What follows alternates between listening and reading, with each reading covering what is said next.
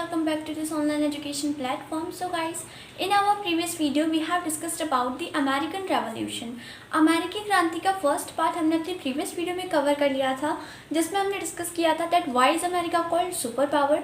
America के super power होने के पीछे जो रीजंस थे हमने उनको डिस्कस किया था कुछ पॉइंट्स को देखते हुए, जैसे कि population, area, economical condition, military condition और बहुत सारे पॉइंट्स हमने देखे थे। And the second thing we have discuss in our previous video that is the causes of American revolution. So जो अमेरिकन रेवोल्यूशन यानी कि अमेरिकी क्रांति है जिसको हम डिस्कस कर रहे हैं, इसके पीछे के जो कॉजेज थे हमने उनको डिस्कस किया था। तो मेनली 3 कॉजेज थे। First is social causes, second is political and third is economical causes. So इन तीनों को हमने डिस्कस कर लिया था और कुछ नेविगेशन एक्ट्स डिस्कस किए थे, कुछ ऐसे लॉ जो ब्रिटेन ने पास किए थे किसके ऊपर, अमेरिकन पीपल्स के ऊपर, एक तरह से कुछ ऐसे एक्ट जिनका वो लोग क्या कर रहे हो अगेंस्ट, जो उनके फेवर में ना हो, जो अमेरिका के लोगों को पसंद ना आए, वही थे क्या, नेविगेशन एक्ट्स। सो इस वीडियो में भी हम इसका सेकंड पार्ट कवर करने वाले हैं अमेरिकन रेवोल्यूशन का, जिसमें हम डिस्कस करेंगे कुछ इंपॉर्टेंट इवेंट्स, यानी कि जो ये अमेरिकन रेवोल्यूशन चल रहा है अमेरिका में, इसमें जितने इंपॉर्टेंट इवेंट्स हुए थे हम उन सबको डिस्कस करेंगे इस सेकेंड पार्ट में। सो the first important event of the American Revolution is the 7 Years War. So 7 years का जो वॉर था ये कहाँ से कहाँ तक था, 1754 to 1763। तो वैसे ये 9 years होता है, लेकिन जो मेन वॉर के टाइम पीरियड था वो कितना था, 1756 to 63। तो ये इसका क्या था, मेन टाइम पीरियड। तो ये एक 7 साल की लड़ाई थी किसके बीच में, ब्रिटेन एंड फ्रांस के बीच में। अब ये इस वॉर के पीछे का रीज़न क्या था। सो अमेरिका, जिसको हम डिस्कस करें अभी अपने एंशिएंट टाइम में, जैसे हमने प्रीवियस पार्ट में डिस्कस किया था कि अमेरिका में एक न्यू फ्रांस नाम की एक एरिया था, मतलब वहाँ पे एक एरिया था जिसका नाम क्या था, न्यू फ्रांस, जिसमें रहते थे नेटिव अमेरिकन्स, या फिर हम अदर वर्ड्स में कहें तो रेड इंडियंस रहते थे। सो वो क्या हो गई, वो हो गई हमारी फ्रांस की टेरिटरी, कहाँ पे, अमेरिका में। और दूसरी जो ब्रिटेन की बात करें तो वो जो 13 कॉलोनीज थी अमेरिका में ब्रिटेन की, वो किसकी टेरिटरी आ जाएंगी, वो ब्रिटेन की टेरिटरीज हो जाएंगी। तो ये वॉर हुई थी फ्रांस और ब्रिटेन के बीच में कि अब इन दोनों में से जो भी डिफीट होगा उसकी टेरिटरी दूसरे वाले के अंडर में चली जाएंगी। सो यहाँ पे डिफीट होती है किसकी, फ्रांस की। सो France defeated and lost all his territories in north America. So north America में ही थी ये टेरिटरीज भी और ये कॉलोनीज भी। सो फ्रांस की क्या हो जाती है, हार हो जाती है, डिफीट हो जाती है, और उसके बाद उसको क्या करना पड़ता है, ट्रीटी ऑफ पेरिस साइन की जाती है। ट्रीटी ऑफ पेरिस यानी कि ट्रीटी साइन की जाती है कि जो भी डिफीटेड पार्टी है, यानी कि जिसकी हार हुई है एक वॉर में, उससे क्या क्या लेना है, एज अ कंपनसेशन कह सकते हो आप, या फिर एज अ पनिशमेंट कि हमें उससे क्या क्या लेना है। तो क्या होता है, ट्रीटी ऑफ पेरिस साइन होती है, और उसके बेसिस पे फ्रांस की जितनी भी टेरिटरी थी अमेरिका में, जो न्यू फ्रांस, वो किसके अंडर में चली जाएंगी, अब ब्रिटेन के अंदर में चली जाएंगी। तो इस 7 years की वॉर के बाद क्या हो गया कि फ्रांस की डिफीट हो गई, एंड ऑफ कोर्स ये वॉर हुई है वो भी 7 years तक।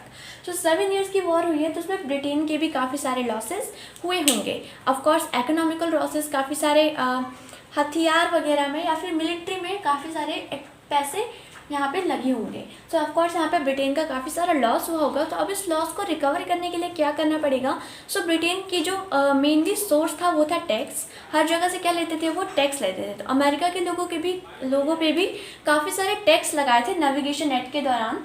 सो अब इनको क्या करना पड़ेगा, या तो वो टैक्स इंक्रीज करें तभी वो क्या कर पाएंगे, अपने जितना भी लॉस हुआ है उसको रिकवर कर पाएंगे।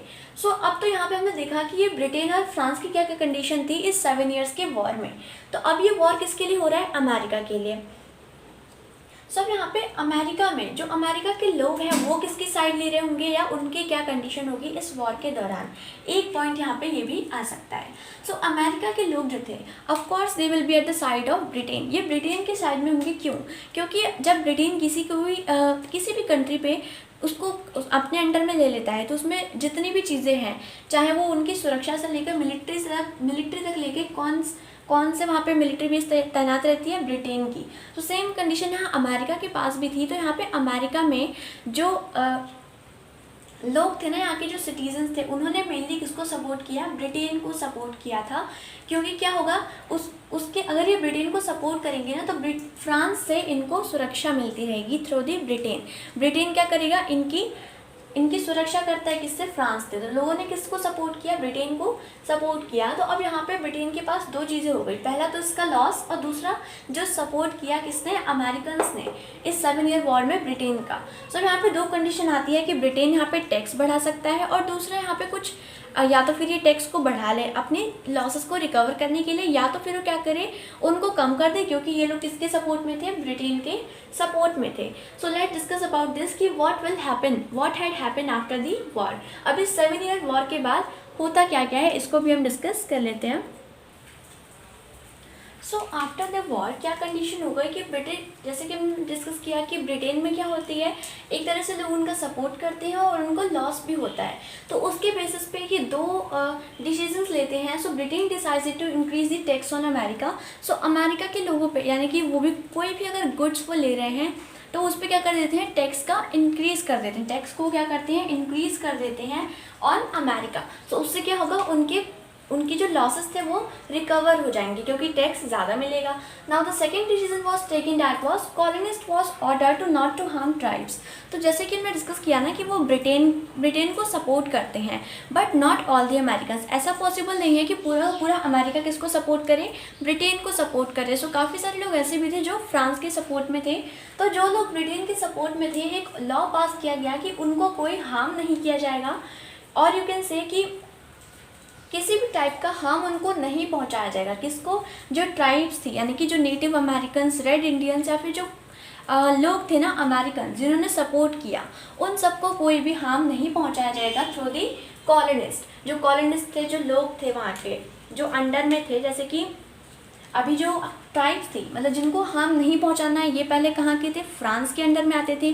तो पहले ये फ्रांस के अंडर में थे, तो ये चाहते तो क्या कर सकते थे आफ्टर डैट कि ये क्या करें कि ये फ्रांस के लोगों से इन पे ज़्यादा कुछ करें, मतलब इनको भी अपने अंडर में ले लें, इनको भी कॉलोनीज डिक्लेयर कर दे और इन पे भी टैक्स ज़्यादा से ज़्यादा इंक्रीज़ कर दे और कुछ हार्मफुल लॉज भी पास कर सकते हैं इनके ऊपर। बट वो सारे एक्ट पास करने से क्या कर दिया? मना कर दिया।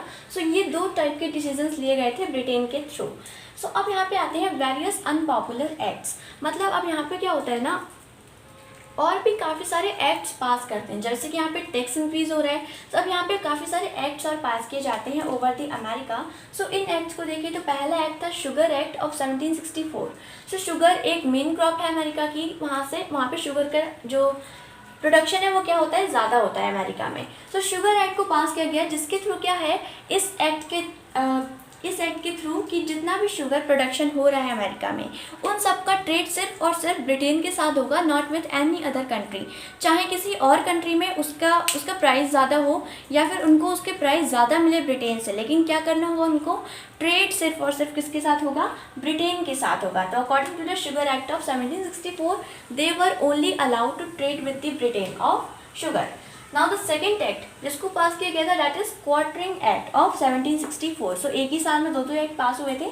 सो क्वार्टरिंग एक्ट के अंदर में क्या आता है कि क्वार्टरिंग एक्ट, जैसे कि अगर कोई भी ब्रिटेन की मिलिट्री जा रही है या फिर एक कोई छोटी सी मिलिट्री का पार्ट जा रहा है, तो उनको अगर रुकने के लिए जगह चाहिए, तो लोगों के ऊपर ये एक्ट डाला गया था कि वो अपने घर में रहने की इनको परमिशन दे सकते हैं। देवर अलाउड, मतलब कौन? जो भी मिलिट्री का एक छोटा सा पार्ट भी जा रहा है कहीं से ना, सो जो मिलिट्री के लोग हैं they were given permission to stay in the houses of the peoples. So this is against the privacy of the peoples of America. So this is also a navigation act कि इसका भी क्या करेंगे लोग? Against करेंगे। Sugar act का भी उनका ही लॉस होगा। शुगर जब वो कम रेट में ब्रिटेन को देंगे तो ऑफकोर्स किसका लॉस होगा? अमेरिका का लॉस होगा। एंड क्वार्टरिंग एक्ट से क्या होता है? उनकी प्राइवेसी हर्ट हो रही है, तो इसका भी क्या करेंगे वो लोग? अगेंस्ट करेंगे, उसके भी फेवर में नहीं जाएंगे। सो अब जो थर्ड एक्ट पास किया गया था, जो एक और एक्ट है, that is stamp act of 1765। सो इस स्टैम्प एक्ट के अंदर में क्या आता था ना, स्टैम्प एक्ट जो पास किया गया था 1765 में, ये था एक स्टैम्प के ही बेसिस पे था। मतलब जितने भी पेपर्स, न्यूज़पेपर, मैगजीन्स या फिर कुछ भी प्रिंट हो रहा है अमेरिका में, वो पब्लिश होने से पहले, यानी कि कहीं पे भी जाने से पहले क्या किया जाएगा? उसमें एक स्टैम्प लगाया जाएगा, एक स्टैम्प को पुट किया जाएगा। तो ऑफकोर्स अगर उसमें कोई वो स्टैम्प लगा रहे हैं तो उसके बेसिस पे भी क्या लेंगे? उसके लिए भी क्या लेंगे? एक स्टैम्प लगा रहे हैं। फॉर एग्जांपल अगर कोई कंपनी है उसको अपना सामान पास कर रहा है, उसके पहले अगर उस पर कोई गवर्नमेंट स्टैम्प लगाएगी तो उसका भी क्या लेगी? उसके लिए भी उससे थोड़ा बहुत प्रॉफिट लेगी। सो ये जो स्टैम्प एक्ट था वो भी इसी पे बेस्ड था कि अगर कोई भी न्यूज़पेपर, मैगजीन, पेपर कुछ भी प्रिंट हो रहा है तो उस पर एक स्टैम्प लगाया जाएगा ब्रिटेन के थ्रू, जिसका भी टैक्सेशन लिया जाएगा, उसका भी टैक्स लगेगा। सो ये था स्टैम्प एक्ट। अब स्टैम्प एक्ट जो था, अब पेपर, मैगजीन्स और न्यूज़पेपर्स की बात हो रही है, तो ये किसके काम आएंगी? जो एजुकेटेड लोग हैं सोसाइटी के, जो अमेरिका के एजुकेटेड लोग हैं वही यूज़ करेंगे ऑफकोर्स पेपर का, न्यूज़पेपर का या फिर मैगजीन्स का, ये सारे ऑफकोर्स उन्हीं के यूज़ में आएंगे। तो जो लॉयर्स थे, जर्नलिस्ट थे, यानी कि पत्रकार कह सकते हो, लॉयर्स यानी कि जो वहाँ का जो लॉ संभालता है ना, लॉयर। सो लॉयर, जर्नलिस्ट और जो एजुकेटेड लोग थे अमेरिका के, उन्होंने क्या किया, इसके अगेंस्ट में गए वो कि स्टैम्प एक्ट एक गलत एक्ट पास हो रहा है, क्योंकि वहाँ पे जो भी न्यूज़पेपर प्रिंट होंगे उसमें आप अपना स्टैम्प लगा के उसे बेचोगे, उसमें प्रॉफिट भी किसको जा रहा है, किसको? ब्रिटेन को जा रहा है। सब यहाँ पे क्या कर रहे हैं, सब सारे एक्ट जो है ना, इन सब का अगेंस्ट कर रहे हैं अमेरिका के लोग, कोई भी इसके फेवर में नहीं है। तो अब ये जो स्टैम्प एक्ट था ना, इसके बाद एक स्लोगन को रेज किया गया, no taxation without representation, that is no taxation without representation. तो जो रिप्रेजेंटेशन वर्ड है, इसको हमने डिस्कस किया था इन आवर प्रीवियस वीडियो कि रिप्रेजेंटेशन तो वहाँ पे होता ही नहीं था। मतलब अगर अमेरिका के लोग हैं, उन पे रूल कौन कर रहा है? एक ब्रिटेन से अपॉइंट होकर गवर्नर आ रहा है जो रूल कर रहा है किस पे? अमेरिका पे, लेकिन उसका कोई भी रिप्रेजेंटेशन लंदन के कोर्ट में नहीं जाता है, कोई भी रिप्रेजेंटेशन नहीं दिया जा रहा कि वहाँ पे पीपल्स की डिमांड्स क्या है, नीड क्या है। तो जैसे कि यहाँ पे कोई रिप्रेजेंटेशन नहीं है, तो वो स्लोगन रेज करते हैं कि कोई भी टैक्स नहीं दिया जाएगा जब तक हमारा रिप्रेजेंटेशन नहीं होगा। So no taxation without representation, बहुत ही इंपॉर्टेंट स्लोगन रेज किया गया था अमेरिका के लोगों के द्वारा। सो ये सब क्या हो गए, वेरियस अनपॉपुलर एक्ट हो गए, और ये जो 7 ईयर वॉर था, ये दोनों तो क्या हो गए, बहुत ही एक इम्पॉर्टेंट इवेंट हो गए। अब इतने सारे एक्ट पास किए जा रहे हैं अमेरिका के लोगों के ऊपर, अब उनका भी कोई इसके अगेंस्ट में क्या होगा, कोई स्टेप लेंगे वो। सो अब वो क्या स्टेप लेते हैं, तो एक यहाँ पे टॉपिक आता है सन ऑफ लिबर्टी। सो इसको हम डिस्कस करते हैं। So the son of liberty, ये क्या थी ना, एक संगठन था जो फॉर्म हुआ था 1765 में बाय सैमुअल एडम। तो सैमुअल एडम इसके लीडर भी थे और फाउंडर भी थे इस यूनियन के या फिर इस संगठन के। तो जो फॉर्म हुआ था 1765 में by Samuel Adam. So Samuel Adam भी बहुत ही इंपॉर्टेंट रोल प्ले करने वाले हैं इन दिस अमेरिकन रेवोल्यूशन, बहुत ही इंपॉर्टेंट रोल है इनका। सो इसका जो मेन रीज़न था, जो मेन एम था सन ऑफ लिबर्टी का, वो क्या था कि to boycott British trade and to use of domestic products, यानी कि जितना भी ट्रेड हो रहा है ब्रिटेन के साथ उसको मना करना, यानी कि अब से हम ट्रेड नहीं करेंगे, उसको बॉयकॉट करना इसका एम था। And the use of domestic products, यानी कि जो भी प्रोडक्ट्स अमेरिका में बन रहे हैं उसको अमेरिका में ही यूज़ किया जाए। कहीं और से जो प्रोडक्ट्स आ रहे हैं ब्रिटेन के थ्रू, जिन पे टैक्स लगा के दिया जाता है ना, जब कोई और कहीं और से सामान आएगा वो पहले जाता है ब्रिटेन, फिर वहाँ से अगर किसी और कंट्री में जाएगा तो वहाँ पे ब्रिटेन अपना अलग से टैक्स लगा के देगा। सो यहाँ पे use of domestic products and to boycott trade with Britain, ये था एम किसका, सन ऑफ लिबर्टी। इस संगठन का क्या था, एक एम था कि हमें ऐसा करना है। और ये किसने फॉर्म किया था, Samuel Adams, very most important name to be remember.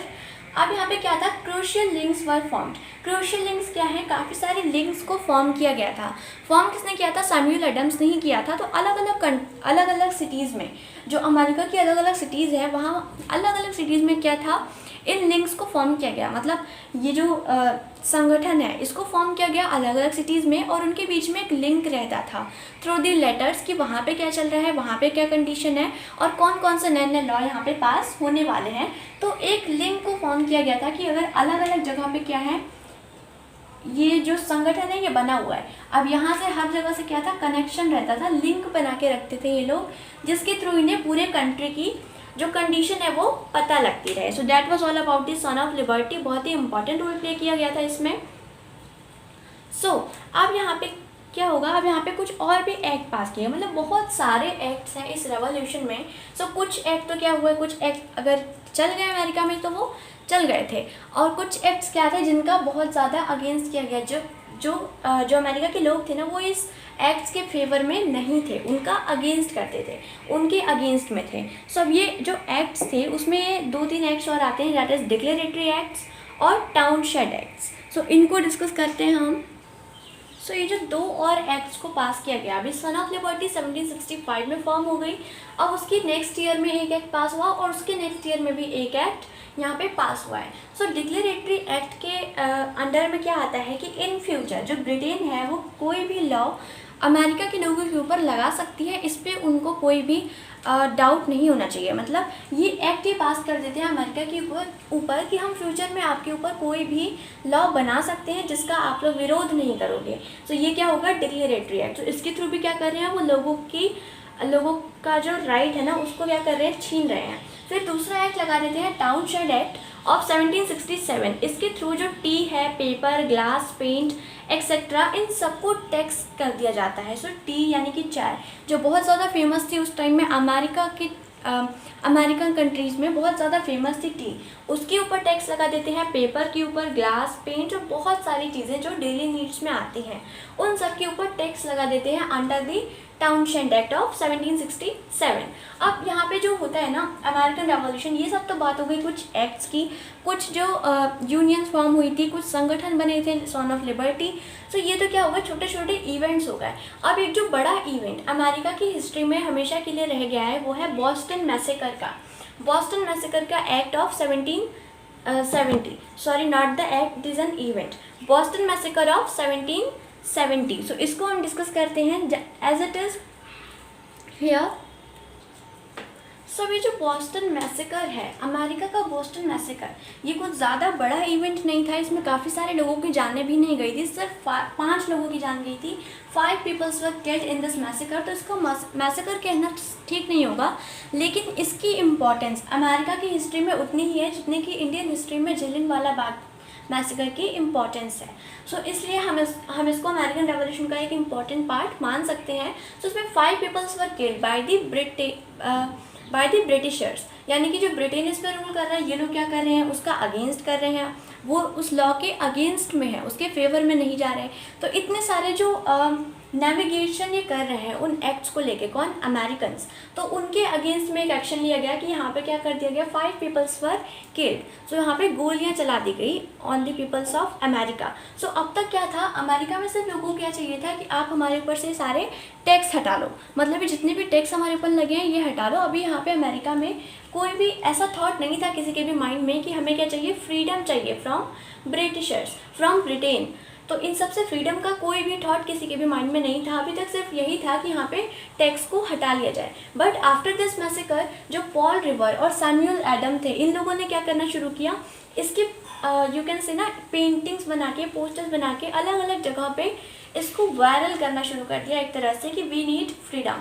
एक स्लोगन के साथ उन्होंने क्या करा, शुरू किया कि अब हमें इस ब्रिटिश कॉलोनीज़ को आज़ाद कराना है, किससे, ब्रिटेन से, और हमें अमेरिका को क्या करना है, यूनाइट करना है। अब यहाँ से क्या शुरू होता है, एक थॉट शुरू होता है फ्रीडम का, फ्रीडम फ्रॉम ब्रिटेन। सो ये तो था बॉस्टन मैसेकर, काफ़ी छोटा सा टॉपिक है लेकिन बहुत इंपॉर्टेंट रोल प्ले करता है अमेरिका की हिस्ट्री में। सो अब क्या होता है, यहाँ पे चेंज हो जाता है, यहाँ का प्रेसिडेंट चेंज हो जाता है। पहले कौन था, किंग जॉर्ज III, अब चेंज हो जाता है, दैट इज लॉर्ड नॉर्थ, ये चेंज हो जाता है। सो अभी लॉर्ड नॉर्थ आता है, तो ये क्या करता है, पिछले जितने भी एक्ट्स पास हुए, जितने भी लॉ पास हुए, जितने भी टैक्स थे, सबको हटा देता है, सारे टैक्स को क्या कर देता है, ये हटा देता है। तो क्या लग रहा है आपको कि ये तो बहुत अच्छा हुआ, लेकिन फिर ये एक नया लॉ पास कर देता है कि ये सारे एक्ट तो हटा देगा लेकिन सिर्फ ये टी पे एक्ट रखेगा। टी यानी कि चाय, जो उस टाइम पे अमेरिका में बहुत ज़्यादा फेमस थी, इंडिया से भी ज़्यादा। सो वहाँ पे जो टी थी उस पर ये बस टैक्स को क्या कर देता है, और इंक्रीज़ कर देता है, सारी चीज़ों का टैक्स हटा के सिर्फ टी पे इंक्रीज़ कर देना। तो ऑफकोर्स बहुत ज़्यादा इंक्रीज़ किया होगा जिससे कि जो इनकी इकोनॉमिकल कंडीशन है वो ख़राब ना हो। You can understand by that कि जितना भी टैक्स जो अलग अलग चीज़ों पर लगाया जा रहा था, सबका टैक्स हटा के बस एक चीज़ पे यानी कि टी पे लगा दिया गया है यहाँ पे। तो ऑफकोर्स यहाँ पे टी क्या हो जाएगी, बहुत ज़्यादा कॉस्टली हो जाएगी बाय दिस। सो अब यहाँ पे क्या हो जाता है, अब जो प्रोटेस्टर्स हैं, यानी कि प्रोटेस्टर या फिर पैट्रियट्स आप कह सकते हो, यानी कि जो कंट्री का डेवलपमेंट चाहते हैं, जो प्रोटेस्ट कर रहे थे इनके लॉज के अगेंस्ट में, तो वो क्या डिक्लेयर कर देते हैं कि ये जो टी है, जब ये अमेरिका आएगी ट्रेड करने के लिए, तो वो उसे वहाँ पे पोर्ट पे ही नहीं उतरने देंगे, फिर वो दुकानों में भी नहीं जाएगी। सो ये क्या बनाते हैं, एक प्लान बना देते हैं। सो व्हाट दे डू, जो सैमुअल एडम है, यानी कि सैमुअल एडम जो बहुत ही इंपॉर्टेंट रोल प्ले करने वाले हैं अमेरिकन रेवोल्यूशन में, तो सैमुअल एडम्स और भी बहुत सारे जो प्रोटेस्टर्स थे, ये क्या करते हैं, उन शिप्स में जाके उन जितनी भी टी थी उसमें ऑलमोस्ट 10,000 पाउंड्स की टी थी, उन सबको किस में फेंक देते हैं, समुद्र में गिरा देते हैं। तो ये क्या हो गया, बहुत ही बड़ा स्टेप लिया इन्होंने। नाउ तो ये जितने भी इवेंट्स हो रहे हैं ना, ये सब किसकी तरफ जाएंगे, अमेरिकन रेवोल्यूशन के ही तरफ जाने वाले हैं। अब ये जो शिप्स में जो टी गिरी है, अब इनका जितना भी नुकसान होगा किसका, ब्रिटेन वालों का। अभी क्या करेंगे, ये लॉ पास करते हैं कि आपको इसका कंपनसेशन भरना पड़ेगा। और यू कैन से हर्जाना जो देना होता है ना, कि ये टी बहुत ज़्यादा कॉस्टली हो गई थी क्योंकि इस पर सारा का सारा टैक्स किस पे था, टी पे था। इसकी कॉस्ट के अकॉर्डिंग क्या करना पड़ेगा, उनको कंपनसेशन पे करना होगा। अब यहाँ पे कुछ और एक्ट्स पास होते हैं, जैसे कि एक एक्ट है यहाँ पे इंटरेबल एक्ट ऑफ 1774। इंटरेबल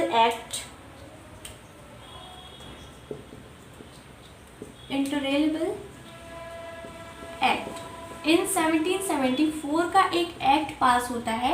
इस एक्ट के अंडर में क्या आएगा कि no public meetings will be consulted, मतलब किसी भी टाइप की पब्लिक मीटिंग्स नहीं होंगी। जैसे कि हमने डिस्कस किया था, जो सन ऑफ लिबर्टी एक संगठन था सैमुअल एडम का, ये अलग अलग सिटीज़ में था अमेरिका के, और वहाँ से इनकी क्रूशियल लिंक्स होती थी और काफ़ी सारे क्या करते थे, ये मीटिंग्स को कंडक्ट करते थे। पब्लिक मीटिंग्स करना कैंसिल कर दिया गया, ये इस लॉ के अंडर आता है। No public meetings and use of and Boston harbour. और पहले क्या कर देते हैं कि no public meetings will be organised in any place in America, कहीं पे भी क्या ऑर्गेनाइज नहीं हो सकते किसी भी टाइप की public meetings according to the intolerable act. No public meetings, इस लॉ के अंडर में जो फर्स्ट पॉइंट आता है वो है नो पब्लिक मीटिंग्स। दूसरा है जो बॉस्टन का हार्बर था, जो बॉस्टन मसाकर चल रहा है, ये सारी बात बॉस्टन की है। यहाँ का जो हार्बर था, हार्बर क्या होता है, जहाँ पे शिप्स लैंड करती हैं, अपने सामान को अनलोड करती हैं, वो क्या कर देते हैं, वहाँ पे क्लोज कर देते हैं। और in result patriot started to ready for the fight. ये जो इंटरेबल एक्ट था, इसमें क्या हुआ, no public meetings can be consulted. है जो बॉस्टन हार्बर था, जहाँ पे शिप्स अनलोड होती है, उसको क्या कर दिया गया, क्लोज कर दिया गया कि अब यहाँ पे कोई भी शिप लैंड नहीं करेगी। और जो टी उन्होंने फेंक दी थी किसमें, समुद्र वगैरह में, उनका जो क्या था कंपनसेशन, उसके लिए उनसे कहा गया। इन सब चीज़ों के होते हुए क्या हुआ, लेड टू वॉर। अब यहाँ पे वॉर डिक्लेयर कर दिया किसने, जो पैट्रियट्स थे, जो सैमुअल एडम के फॉलोअर्स थे, उन सब ने क्या कर दिया, एक वॉर डिक्लेयर कर दिया यहाँ पे कि अगर ये सारे एक्ट हमारे ऊपर पास किए जाएंगे तो हम भी इनके अगेंस्ट में रहेंगे। और इन्होंने क्या डिक्लेयर किया, एक वॉर डिक्लेयर किया।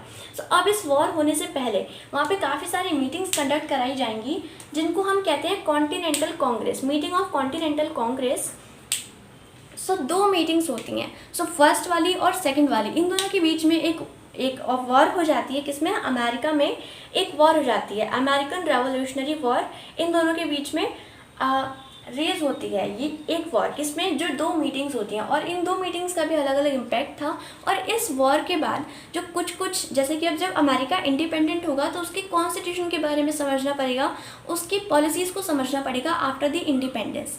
तो ये जो सारी चीज़ें होंगी, ये किसकी बात की होंगी, कि जो मेन रेवोल्यूशन और उसके बाद का जो इंडिपेंडेंस अमेरिका को मिला, उसके बाद की कंडीशन को डिस्कस करेंगे in our next part of this video. इस पार्ट में हमने कुछ इवेंट्स और बहुत सारे एक्ट्स को डिस्कस किया।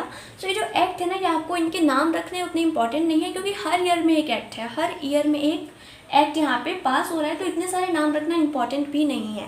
अगर आप एक अमेरिका के स्टूडेंट, अमेरिका में आपकी स्टडीज़ हैं, देन ये इंपॉर्टेंट हो सकता है। But if you are studying from India and preparing for any GS exam, for any competitive exam, तो इसमें ज़्यादा डेट्स याद रखने की नीड नहीं है आपको। जस्ट एक common story of American revolution आपके माइंडसेट में होनी चाहिए। और ये जो बॉस्टन मैसेकर था और ऐसे काफ़ी सारे event, 7 year Wars, Boston massacre, और कुछ जो अनपॉपुलर एक्ट्स हैं उनको छोड़ के कुछ इंपॉर्टेंट एक्ट्स जो है वो आपको याद रखने हैं, nothing else about this. We will meet soon in the next part of this video. Till then stay connected, stay tuned, thanks for watching.